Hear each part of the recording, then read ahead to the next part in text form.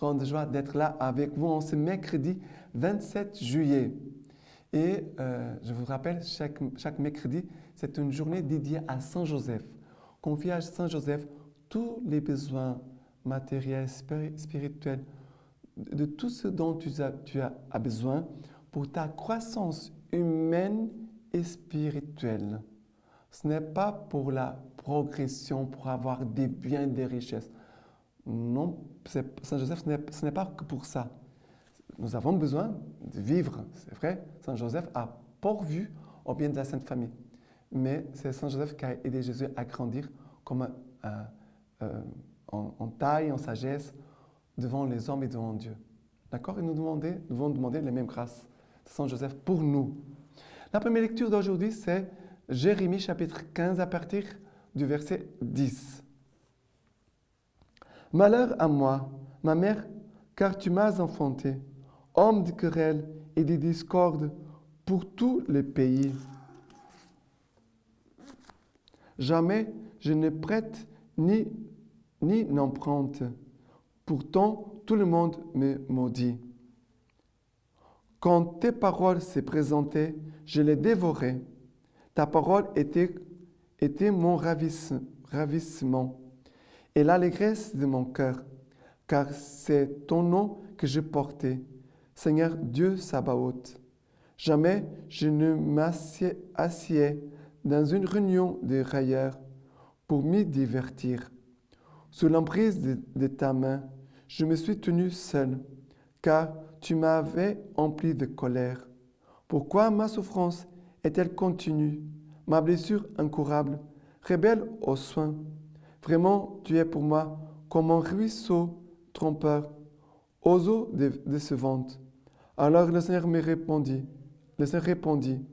si tu reviens et que je te fais revenir, tu te tiendrais devant moi. Si de ce qui est vil, tu tires ce qui est noble, tu serais comme ma bouche. Tu serais comme ma bouche. Eux reviendront vers toi, mais toi, tu n'as pas à revenir vers eux. Je ferai de toi, pour ce peuple-là, un rempart de bronze fortifié. Ils lutteront contre toi, mais ne pourront rien contre toi, car je suis avec toi, pour te sauver et te délivrer. Oracle du Seigneur, je veux te délivrer de la main des méchants et te racheter de la poignée des violents. Alors, le Seigneur dit ici, quand tes paroles se présentaient, je les dévorais. Ta parole était mon ravissement et l'allégresse de mon cœur. Voilà l'attitude du prophète Jérémie devant la parole du Seigneur. Comment Jérémie écoutait et recevait la parole de Dieu. Car c'est ton nom que je portais. Qu'est-ce qu'il portait en lui? Le nom du Seigneur. Qu'est-ce que tu portes en toi? Je porte beaucoup de choses, je soucie beaucoup de choses. Voilà.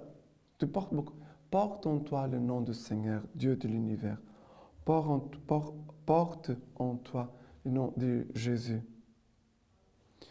Et après, il disait, sous l'emprise de ta main, et après il va dire qu'il s'éloignait des pécheurs. Il ne perdait pas de temps avec des pécheurs. Et après, il dit, sous l'emprise de ta main, je me suis tenu seul, car tu m'avais empli de colère. Pourquoi ma souffrance est-elle continue? Ma blessure incurable, rebelle aux soins. C'est pourquoi je souffre. C'est une question qu'on pourrait toujours se poser. Pourquoi je souffre? Pourquoi la souffrance? Le mystère de souffrance, moi j'ai connu Jésus par la souffrance. Je n'ai pas connu Jésus par l'amour, mais c'est par la souffrance que j'ai connu Jésus. Et c'est vrai aussi que les souffrances, c'est toujours un mystère. Mais en même temps, je sais que dans nos souffrances, dans nos croix, il y a une grâce spéciale de Dieu. Je suis convaincu de cela. Dans nos croix, dans nos souffrances, il y a une grâce spéciale de Dieu. Et peut-être Dieu nous permet une souffrance aujourd'hui pour nous épargner des choses plus graves. dans l'avenir. C'est comme un papa pour élever son enfant, il est dur envers lui. Mais c'est pour le protéger et pour éviter dans l'avenir des choses plus désagréables. Il faut toujours avoir une attitude de foi devant la souffrance, une attitude de confiance en Dieu devant la souffrance. Et le Seigneur, à la fin, va dire, « Je veux te délivrer de la main des méchants et te racheter de la poignée des violents. » Voilà un peu ce que je disais. OK? Maintenant, le psaume. Le psaume d'aujourd'hui, c'est le psaume 59, partie du verset 2. « Délivre-moi de mes ennemis, mon Dieu, contre mes agresseurs, protège-moi. Délivre-moi des ouvriers de mal, des hommes de sang, sauve-moi. Voici qu'ils guettent mon âme, les puissants s'en prennent à moi. Sans péché ni faute en moi, Seigneur.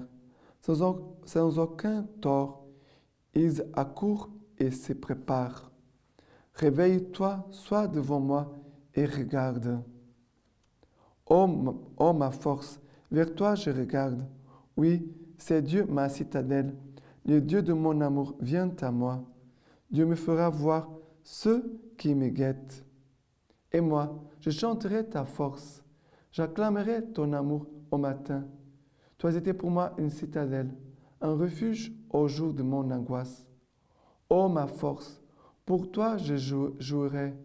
Oui, c'est Dieu ma citadelle, le Dieu de mon amour.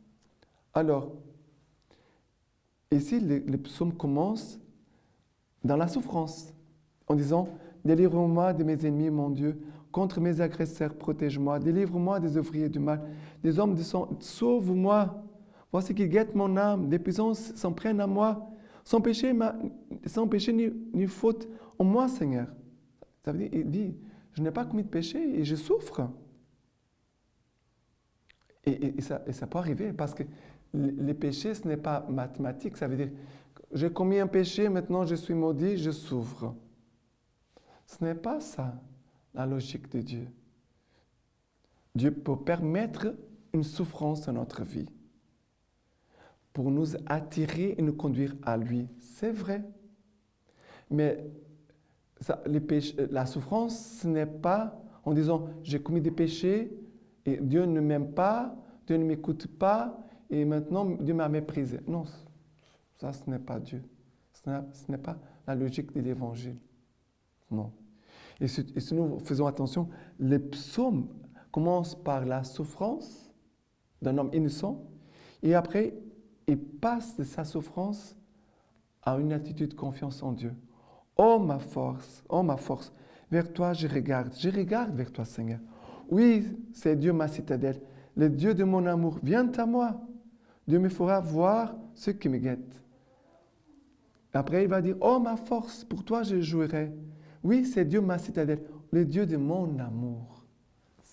Voilà les changements qui se produisent dans le cœur du psalmiste, de celui qui a chanté, qui a écrit les psaumes. Et que nous pouvons aussi les chanter, aussi chacun de nous. Maintenant, l'évangile d'aujourd'hui, c'est Matthieu chapitre 13, verset 44. Le royaume des cieux est semblable à un trésor qui était caché dans un champ et qu'un homme vient à trouver. Il le recache et s'en va ravi de joie, vendre tout ce qu'il possède et achète ses champs. Le royaume des cieux est encore semblable à un négociant en quête de perles fines. En ayant trouvé une de grands prix, il s'en est allé vendre tout ce qu'il possédait et il l'a acheté. Alors, ces deux hommes ici, les chercheurs de perles de grand prix et celui qui cherche un trésor, ils vont tout vendre. Les gens ne vont pas comprendre. Mais quoi, pourquoi tu fais ça? Tu es fou. Mais tu perds la tête. Tu vas acheter un champ. Bon, est-ce que tu es sûr de cela? Est-ce que la perle fine, elle a de la valeur? Et je pense surtout aux jeunes qui ont reçu un appel d'être prêtres, d'être religieux, religieuses, offrir toute leur vie au Seigneur, d'offrir tout au Seigneur. Ça veut dire renoncer au bien de cette terre, renoncer au mariage, renoncer à avoir des enfants, de renoncer au plaisir d'une vie de famille, de couple, de renoncer à tout cela, au bien, à l'argent, de pouvoir suivre le Christ, pauvre, chaste et obéissant. J'ai trouvé mon trésor. Moi, j'ai trouvé mon trésor, c'est Jésus-Christ. Mais un homme marié devait dire la même chose. J'ai trouvé mon trésor, Jésus. Un homme qui est célibataire, qui n'est pas marié à une femme, il doit dire la même chose. J'ai trouvé mon trésor, c'est Jésus. Et pour lui, j'accepte de tout perdre, à la condition de ne pas perdre Jésus et ne pas perdre le royaume des cieux. Ça, je ne veux pas perdre. Je ne veux pas perdre ni Jésus, ni le royaume des cieux. Voilà. Le Seigneur veut nous donner cette force, cette radicalité pour pouvoir les suivre toujours. Et maintenant, la lecture patristique d'aujourd'hui, de Saint Cyril. L'Église est appelée catholique ou universelle parce qu'elle existe dans le monde entier, d'une extrémité à l'autre de la terre, et parce qu'elle enseigne de façon universelle et sans défaillance toutes les doctrines que les hommes ont besoin de connaître, sur les réalités visibles et invisibles, célestes et terrestres. En outre, elle est appelée catholique parce qu'elle soumet à la vraie religion tous les genres humains, chefs et sujets, savants et ignorants, parce qu'elle soigne et guérit universellement toute espèce de péché commis par l'âme et par le corps, enfin, parce qu'elle possède en elle toute espèce de vertu, en action ou en parole, quel que soit leur nom, et toute espèce de dons spirituels. Et maintenant, je vous laisse la bénédiction par les mains toutes pures de la Vierge Marie. Dieu Tout-Puissant vous bénisse et vous garde, le Père, le Fils et le Saint-Esprit. Amen.